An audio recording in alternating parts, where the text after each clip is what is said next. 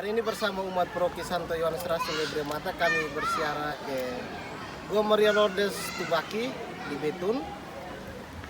Kami merayakan Ekaristi yang dipimpin oleh Romo Alokosat bersama sekitar 200-an lebih umat paroki yang hadir.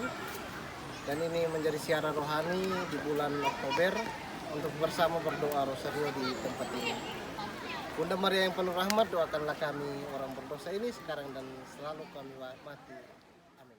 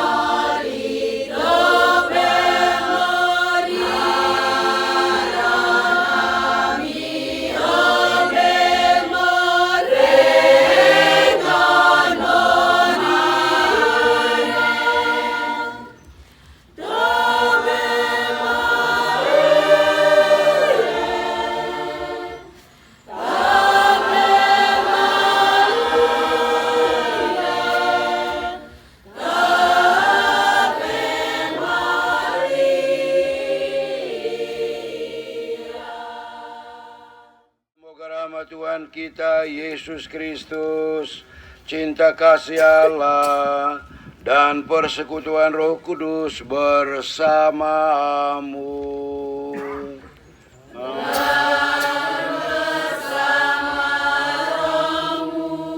Romo Edo, Romo Ian, Frater, Suster, Bapak Ibu, Saudara-saudari sekalian yang Tuhan kasihi. Selamat siang dan selamat bertemu dalam perayaan iman ini. Kita berhimpun di tempat ini untuk berdoa rosario dan merayakan Ekaristi Kudus dalam rangka menghormati Bunda Maria yang dikandung tanpa noda dosa, yang mengandung tanpa noda dosa dan melahirkan tanpa noda dosa.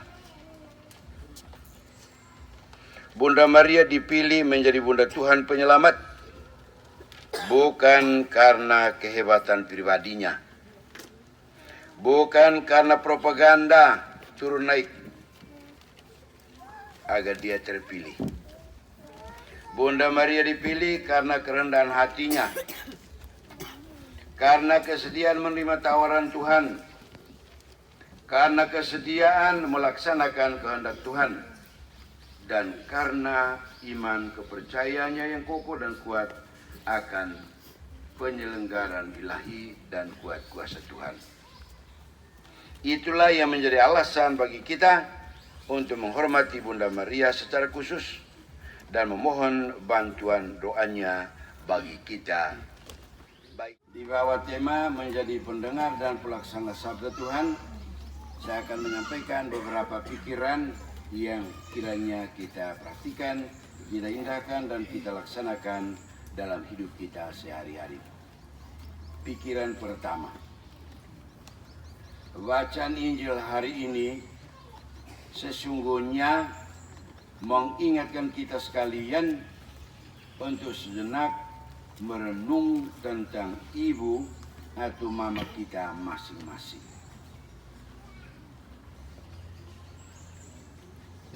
belajar dari Tuhan Yesus, kita pun patut memberi nama atau julukan yang terberkati dan yang berbahagia bagi mama kita masing-masing.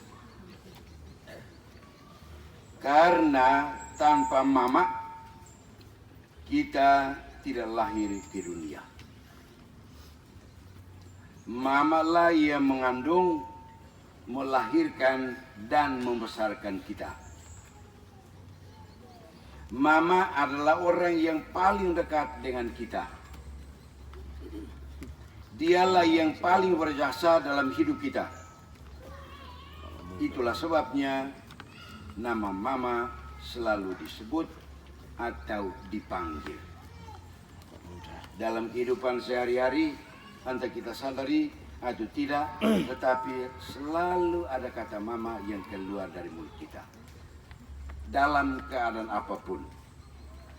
Yang pertama, seorang anak kecil, seperti mereka dua yang lari-lari tadi. Begitu bangun tidur, orang pertama yang mereka cari atau mereka panggil adalah mama.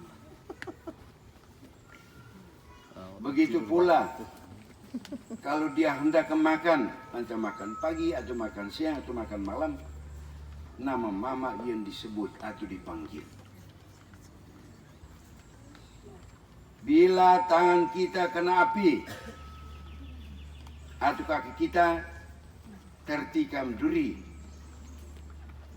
nama mama yang disebut.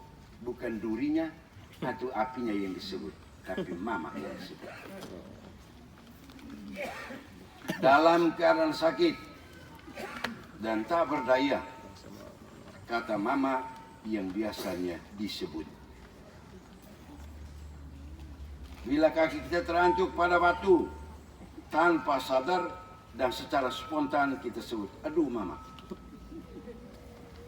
Dan sebagainya. Singkat kata, dalam keadaan apapun, hanya nama mama yang disebut. Dan ada pada jantung hati kita masing-masing. Lalui bacaan Injil hari ini, menampilkan Bunda Maria sebagai seorang ibu yang terberkati dan yang berbahagia. Karena dia telah dipilih Tuhan. Karena dia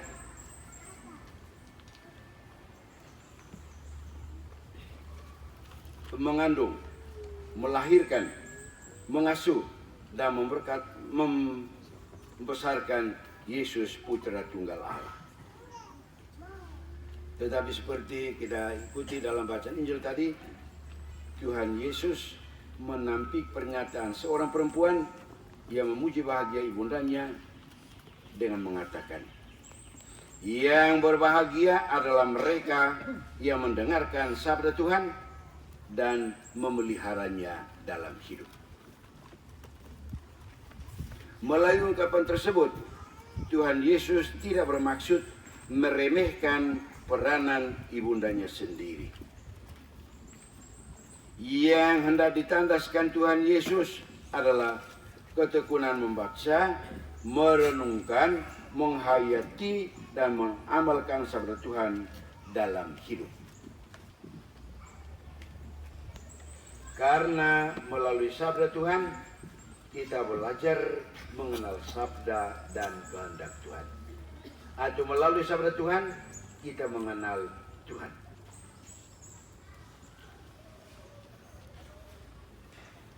Karena itu, kita pun bisa disebut yang terberkati dan yang berbahagia apabila kita pun rajin membaca dan merenungkan sabda Tuhan serta tekun menghayati dan mengamalkannya dalam hidup. Renangkan puji bagi Tuhan. Dengan Tuhanku membimbingku sepenuhnya. Aku tahu